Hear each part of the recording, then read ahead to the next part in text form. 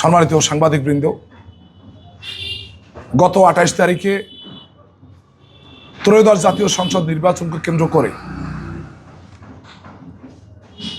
দেয়াল ঘড়ি মার্কার প্রার্থী বাংলাদেশ জাতীয়তাবাদী দলের এবং ধানের শীষ প্রতীক সমর্থিত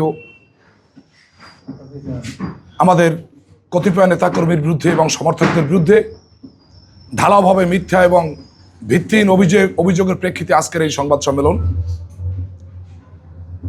সম্মানিত সাংবাদিকবৃন্দ, আপনারা জানেন বহুল কাঙ্ক্ষিত ত্রয়োদশ জাতীয় সংসদ নির্বাচন, যে নির্বাচন অত্যন্ত গুরুত্বপূর্ণ এবং তাৎপর্যপূর্ণ। বাংলাদেশের মানুষের কাছে এই নির্বাচনটি একটা পরীক্ষামূলক, যে আগামীর বাংলাদেশ কোন দিকে যাবে, কিভাবে বাংলাদেশ চলবে এবং আগামীর বাংলাদেশ কেমন হবে, সেই লক্ষ্যে নির্বাচন কমিশন কর্তৃক ঘোষিত তারিখ অনুযায়ী নির্বাচনের প্রচার প্রচারণা শুরু হয় এবং বিভিন্ন দল মতের প্রার্থীরা তাদের নিজ নিজ প্রচারণা শুরু করেন। সেই ধারাবাহিকতায় বাংলাদেশ জাতীয়তাবাদী দল ধানের শীষ প্রতীকের পক্ষে তাদের প্রচারণা অব্যাহত রাখে। আমরা দেখতে পাই হঠাৎ করে এই ঘড়ি প্রতীকের প্রার্থী আমাদের বিরুদ্ধে একটি সংবাদ সম্মেলন করেন, যেখানে আমাদের বিরুদ্ধে মিথ্যা এবং তথ্যহীন ভিত্তিহীন একটি অভিযোগ দায়ের করেন যে আমাদের নেতাকর্মীরা তাদেরকে প্রচার প্রচারণায় বাধা প্রয়োগ করছে এবং তাদের স্বাভাবিক কর্মকাণ্ডে তারা বাধা প্রয়োগ করছে, তাদের নারী কর্মীদেরকে হেনস্থার একটি অভিযোগ এনেছেন। আমি বাংলাদেশ জাতীয়তাবাদী দলের পক্ষ থেকে আজকের এই সংবাদ সম্মেলনে আপনাদেরকে বলতে চাই, এটা একটি বাংলাদেশ জাতীয়তাবাদী দলের মতো ঐতিহ্যবাহী সংগঠনের নেতাকর্মীদের ভাবমূর্তি ক্ষুণ্ণ করা ছাড়া অন্য কিছু আমি মনে করি না। এটা একটি গভীর ষড়যন্ত্র, কারণ এই দলের কর্মীরা অত্যন্ত সুশৃঙ্খল। তারা কোনোভাবেই অপর পক্ষের স্বাভাবিক কর্মকাণ্ড বা প্রক্রিয়ায় তারা বাধার কারণ হতে পারে না।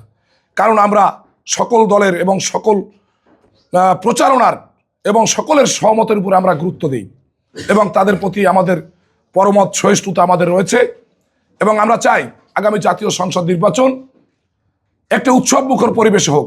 সেখানে জাতীয়তাবাদী দল, জামায়াত ইসলামী সহ 10 জোটের প্রার্থীরা প্রচার করবে, চরমোনাই থেকে প্রার্থী আছে তিনি প্রচার করবে এবং রাঙ্গামালিতে একটি উৎসবমুখর পরিবেশ সৃষ্টি হোক। অথচ তাদেরকে আমরা এতটা সহযোগিতা দেওয়ার পরেও এবং আমাদের কাছ থেকে তারা কোনো রকম বাধা না পেয়েও তারা আমাদের বিরুদ্ধে অভিযোগ করেছেন। আমি এর তীব্র নিন্দা এবং প্রতিবাদ জানাই এবং আপনাদের মাধ্যমে আমি এই সত্যতা জাতির সামনে তুলে ধরার জন্য আমি আহ্বান রাখছি।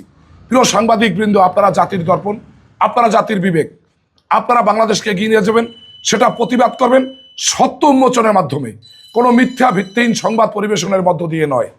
আমি জাতীয়তাবাদী যুবদলের সদস্য সচিব, আমার পাশে যাদের বিরুদ্ধে অভিযোগ করা হয়েছে, আমার বাম পাশে উপজেলা স্বেচ্ছাসেবক দলের সদস্য সচিব শাহরিয়ার সজীব মল্লিক, আমার ডান পাশে এই সদর ইউনিয়ন যুবদলের সাবেক সদস্য সচিব সোহেল পেদা রয়েছেন, তারই পাশে রয়েছেন রাঙ্গামালী সদর ইউনিয়ন যুবদলের সাধারণ সম্পাদক রিয়াদ খন্দকার এবং আজকে সম্মেলনে আসতে পারেননি কুদ্দুস হাওলাদার, রাঙ্গামালী দক্ষিণ ইউনিয়ন যুবদলের সম্মানিত সাধারণ সম্পাদক সাইদুল গাজী, আমার উপজেলা যুবদলের সম্মানিত সিনিয়র যুগ্ম আহ্বায়ক জাহাঙ্গীর হোসেন আকন সহ আমাদের অসংখ্য নেতাকর্মীর বিরুদ্ধে অভিযোগ আনিত হয়েছে। এবং আমি আপনাদেরকে অবগতির জন্য বলছি, 22 তারিখ থেকে প্রচার প্রচারণা শুরু হওয়ার পরে ঘড়ি মার্কার প্রার্থীর সাথে আমাদের এখন অদ্যাবধি দেখা হয়নি এবং তিনি কখন কোথায় প্রচার প্রচারণা করেছেন আমরা জানিও না। আমরা আমাদের স্বাভাবিক কর্মকাণ্ড হাটে ঘাটে গ্রামে গঞ্জে উঠান বৈঠকের মাধ্যমে প্রচার চালিয়ে যাচ্ছি এবং তাদের নেতাকর্মীদের সাথে আমাদের অনেক সময় পথে দেখা হয়, কথা হয়, চা খাওয়া হয়, এক জায়গায় বসে আমরা আমাদের রাঙ্গামালিকে নিয়ে কথা বলি, কিন্তু কাউকে কোনো ভয় ভীতি প্রদর্শন কিংবা তাদের প্রচারণায় বাধা প্রয়োগ আমাদের নেতাকর্মীরা করছেন এমন অভিযোগ আমাদের কাছে নেই। আমি আপনাদের মাধ্যমে জানতে চাই, তারা কোথায় পেল এই অভিযোগ? আপনারা তদন্তপূর্বক এই সত্য উন্মোচন করুন, জাতির সামনে তুলে ধরুন। তারা যে মিথ্যা প্রোপাগান্ডা বাংলাদেশ জাতীয়তাবাদী দলের বিরুদ্ধে ছড়াচ্ছে, এটা অত্যন্ত আমি মনে করি লজ্জার এবং ঘৃণার। এটা আমি মনে করি তাদের হীনমন্যতা। তারা আজকে আমি মনে করি যেটা তারা তাদের স্বাভাবিক কর্মকাণ্ড রেখে অপপ্রচারে লিপ্ত হয়েছেন।